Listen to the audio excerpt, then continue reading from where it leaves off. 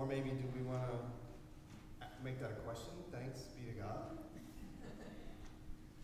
Because in the words of the famous anchorman Ron Burgundy, boy, that escalated quickly.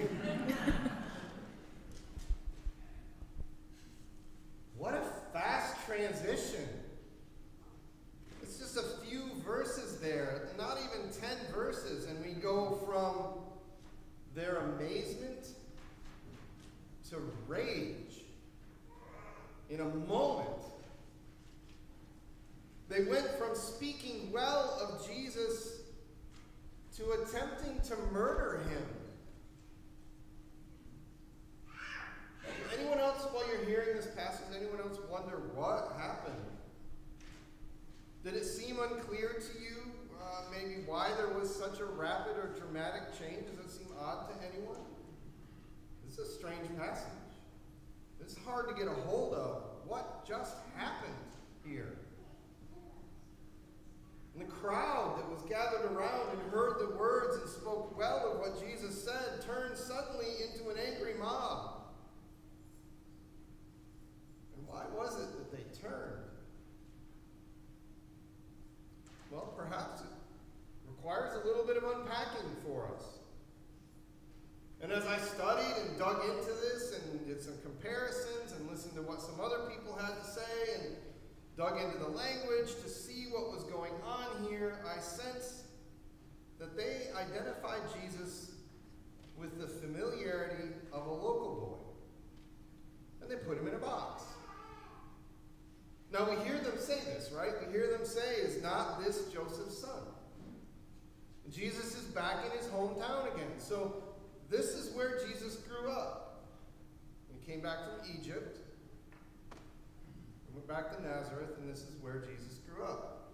So they have familiarity with him. He's Jesus' son, or he's Joseph's son. Jesus is Joseph's son, the carpenter. And sometimes when we hear that, I sense that maybe we're thinking, okay, they're saying he's a carpenter, so they're putting him in a box and saying, oh, you can't say these things. That's beyond you. In this case, I think it's a little bit different because they are showing awe at what he said. And so I think that in this case, maybe it's not limiting what he can do, but instead assuming a privileged status by familiarity. We do that with people, don't we? I mean, we think that we can count on people when we're close to them, right? We often reach out to the people who are closest to us when we need something, or we want, we keep people close who will listen to us and hear what we have to say, or anyone needed to move to a new house, and the first thing you did was make a list of your friends who have pickup trucks? Right? There's familiarity that comes with or privilege that comes with familiarity. They seem to expect Jesus would treat them as well or better than he had those whom he'd healed and taught in Capernaum. Well, we're at the beginning of his ministry, but he's already done the miracle at the wedding in Cana. He's already been to Capernaum. He's already been healing in Capernaum. And he's been away from home, and now he comes back home. And automatically they say, this is Joseph's son. We know him. He grew up here. He's a hometown boy. He's going to do the same thing here. They expected Jesus to entertain them with miracles and healing, and wisdom. This is our boy. He grew up here. He's going to do the same thing here. Essentially, they kind of said to Jesus, look, Jesus, we appreciate your mission to the poor. Remember the words that we just spoke last week? Jesus declared his mission statement. They kind of say to Jesus, look, we appreciate your mission to the poor, but we're your kin. We go way back together. What will you do for us? Unfortunately, I think what we're seeing here is a corruption of the chosen people. We've heard about the Israelites and Hebrews being chosen people, haven't we? It's a corruption of the chosen people status that created such a monster in the hearts of the Israelites. They expected special privileges and status as recipients of all God's blessings. Hands out and hands open. We are the chosen people. God is pouring out all of But God had said all along, all the way back to Genesis, that he was coming to bless all people. Hear the words that God said to Abraham, or Abram at the time. God said, "Go from your country and your kindred and your father's house to the land I will show you. I will make of you a great nation, and I will bless you and make your name great, so that you will be a blessing. I will bless those who bless you, and the one who curses you I will curse. And in you all the families of the earth shall be blessed." God says, "I will bless you and make a great nation of you." And then he says, "In you all the families of the earth shall be blessed." And then Jesus went on, and I think this is where the crowd turned on him. Jesus went on to read from the Old Testament, not read from the Old Testament, but to bring up historical moments in Israel's history.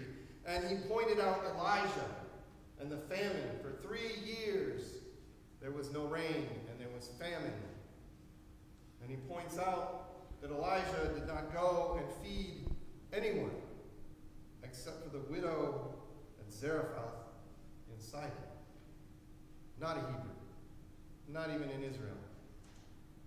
And then Jesus brings up Elisha and the sickness, the leprosy that was going on in the land, that was spread throughout the land, and says that Elisha didn't heal any of them except for Naaman, who was a Syrian, not a Hebrew.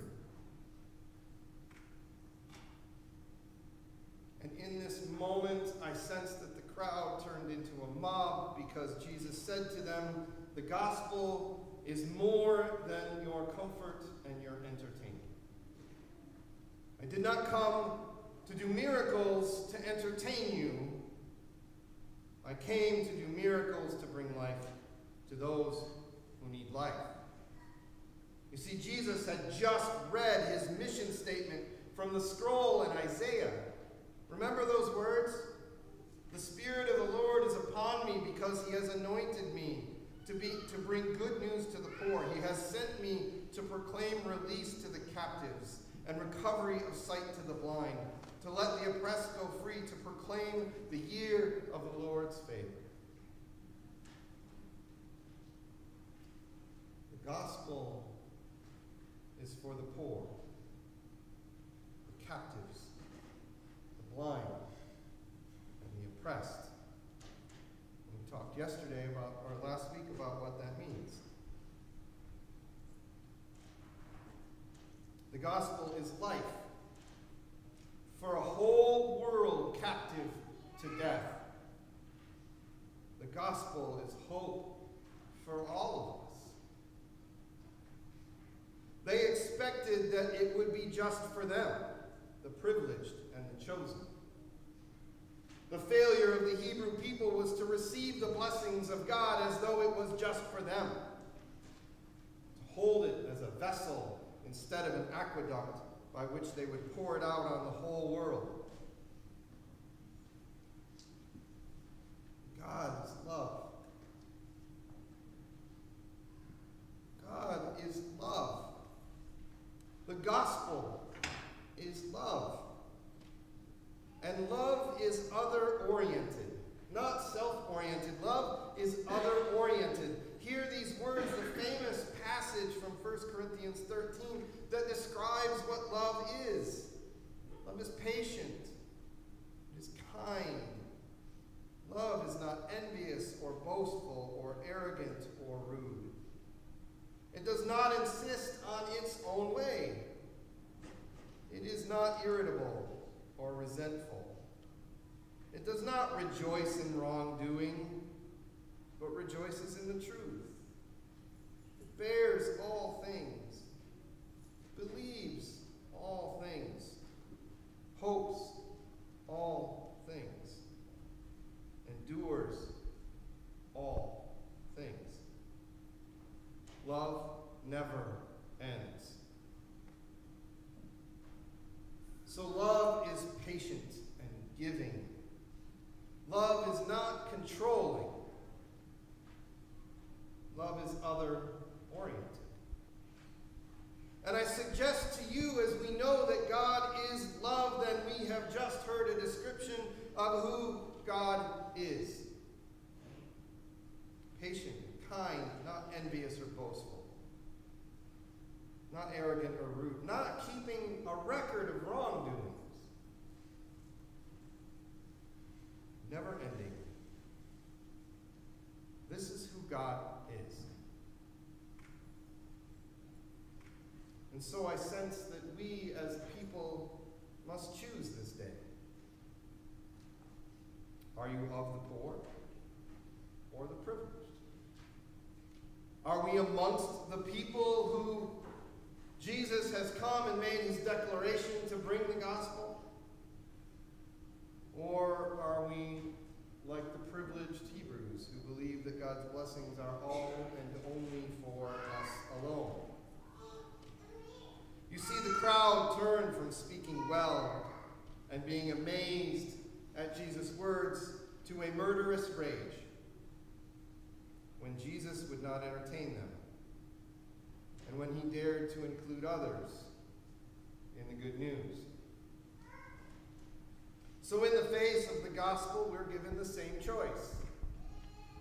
Will we open ourselves to the other and share the gospel of love and life? Or will we be resentful in surrendering our preferences and our privileges? Let us recognize in our hearts today